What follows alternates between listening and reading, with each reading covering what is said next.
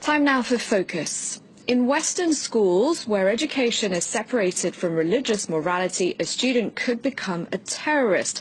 The words of the principal of a school in India funded by Hindu nationalists. Their influence has grown since Prime Minister Narendra Modi came to power. His party, the BJP, rewriting school books to the disadvantage of minorities. Shreya Banerjee reports. It's test day for these school students. The test, with 100 questions on Indian culture, is the first of its kind. It's been organized by India's ruling Hindu nationalist party, the BJP. It's not part of the curriculum, at least for now. We Indians are moving further away from our heritage. That's why we have this test, so that we can build a prosperous nation. This man is a BJP party worker, not a teacher. Around 1 million students in the northern Indian state of Uttar Pradesh are taking this test. The questions are mainly on Hinduism. Where is the only temple of the Hindu god Brahma? When did the Hindu calendar begin? No other religion is mentioned. No mention, for example, of the 300 million Indian Muslims. But the students find nothing amiss. The test is focused on India, Indian poets, Indian movements, wars. We learn about our president, our prime minister, their programs and policies. Whatever we study enters our mind and increases our knowledge so that we can succeed in life. The test organizers are open about their intentions. They want to rewrite history. Whatever we have learnt from British and Muslim emperors should be removed, and it will be removed. The previous governments did not care about the nation. It is time for our government to put the right heroes in the syllabus. An Indian newspaper recently reported that certain textbooks had erased all mention of India's first Prime Minister, Jawaharlal Nehru. Nehru was a member of the Congress party, a major rival of the ruling BJP. That's not the only change, says this historian. Their purpose of coming to power is not power itself, but power to be used for an ideological end, to make India into a Hindu Rashtra. They successfully changed a very large number of history and other social science textbooks. It is a very distorted vision of the past, a wrong vision of the past, a wrong understanding of the past, which they are trying to impose on the present. The education system is a very important means of changing the mindset of society, particularly the young. RSS has always tried to catch them young. The RSS was founded in the 1930s in India. The Hindu paramilitary organization is very vocal about its anti-minority stance. And the Indian Prime Minister Narendra Modi is one of its members. The group is looking to erase centuries of Muslim presence in India. Symbols of that time are still very visible in the country. This is a school fully funded by the Hindu nationalists. The RSS says there are at least 12,000 of these in India, with 3.5 million students. Every morning, the children begin their day with a prayer.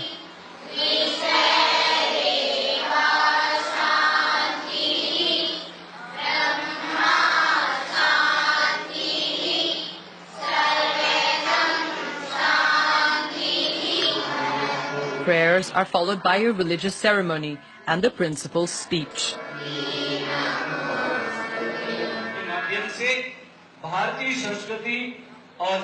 The students do the same exercises every day.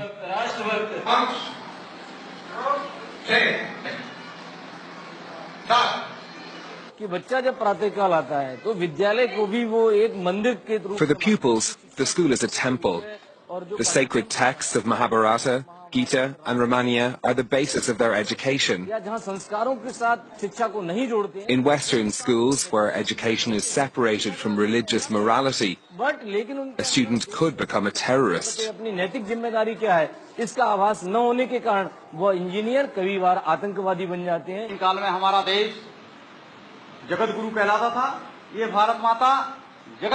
A narrative that glorifies Hindus and casts minorities as outsiders. By introducing these ideas in schools through tests and the modification of textbooks, the BJP is looking to influence the thinking of young people. Almost half of India's population is under the age of 25. For more on this, I'm now joined in the studio by Olivier Guillard, Asia Research Director at France's Institute of International and Strategic Relations. Hello, thank you very much indeed for coming in. First of all, if you could tell us a bit more about the RSS. I understand it helped propel Narendra Modi to power. Absolutely. Let's say that this is a kind of a sister ship from the current political party that is in power for the last 3 years in India. It's a kind of movement that is between culture, sports, ideology. It's something that is supposed to be closer to the rightist side of the political spectrum in India than to the left, obviously. And this is a kind of pretty large organization. It's not supposed to be, it's a place for each and every Indian, but still the mainly pillars of this organization is mainly based on Hinduism and Hindu philosophy. And this is not a secret organization. It's a pretty large. You can, when you are lucky enough to visit regularly this country, you find pretty large places where you see guys training, young guys training. Any idea of the numbers? They are by millions, yeah, they definitely. But once again, it's not a secret organization. It's pretty. Your colleague said it properly a few minutes ago that this is an organization that's probably 70 or 80 years old, and there has been a large numbers of even political leaders, regional or national, that joined this organization many years or decades ago. So, and once again, it's it's not seen like a political party as such. But this is a kind of internship preparing guys to join the right side of the political spectrum or the Hindu society in an Indian nation. So how many members of the current government do you think are there who were once members of the RSS, and how crucial a role does it play in the government now? This is quite an interesting issue. I don't have exactly the numbers in mind, but I would say that probably over 1 people out of 2 in this government on the national basis. Where regionally, once again, we need to remember that India is a federation, federalist countries. Each and every of the 30 states has quite a different type of local government with different kind of competencies. But at the national level, in the current government, that is a Hindu nationalist government, it's not. As such, this is not a crime to have such an agenda. I mean, so they came to power peacefully. Narendra Modi 3 years ago won the general elections very easily, with such a numbers that we have not seen such a success for at least 30 years in the country. So there has not been any crime, they arrived by the vote in what India is called the largest democracy in the world. It's not for nothing. At the moment, let's say that around Narendra Modi, which remains extremely popular 3 years after arriving to power, he has a lot of people around him that do belong from a close side or from a longer side to this Hinduism movement. Because you say, yes, democratically elected, but you mentioned crime, and there has been a rise recently in religiously motivated violence. Is that not in part because of the intolerance towards minorities that the BJP is displaying, and really not hiding in any way? That could partly explain the situation. After that, you just need to look 10 years ago, 20 years ago, 30 years ago. I was a student in this country 30 years ago. They were already in ethnico-religious confrontation and violence between Hindu and Muslim, between Hindu and Christian, between Christian and others. So it's part of the story of this 1.3 billion population. And to be really frank, there has not been the numbers that have not been multiplied by 2, 3, or 6. No, there is a sort of slight trend to see more ethno-religious violence. It's not about crime, it's about confrontations. But once again, it's part of the story of the modern India. What about dissent, though, cracking down on dissent? Recently there was a high-profile journalist who was killed, and she was a critic of Hindu nationalism.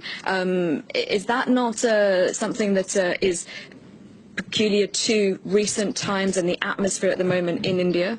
I don't believe so. I mean, if this is based only on one fact, it's not enough. It's not a scientific perspective. Just think about something. Mahatma Gandhi, the philosopher behind the modern vision of India, was killed by an Hindu fundamentalist. So it was 70 years ago.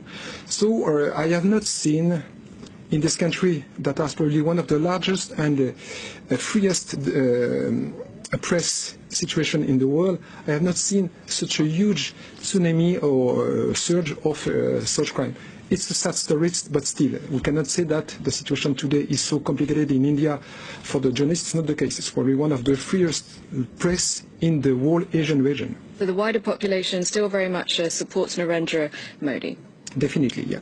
All right, thank you very much indeed. We'll have to leave it there, Olivier Guillard. Thank you for your time. Thank you for watching. I'll be back at the top of the hour with the full news roundup.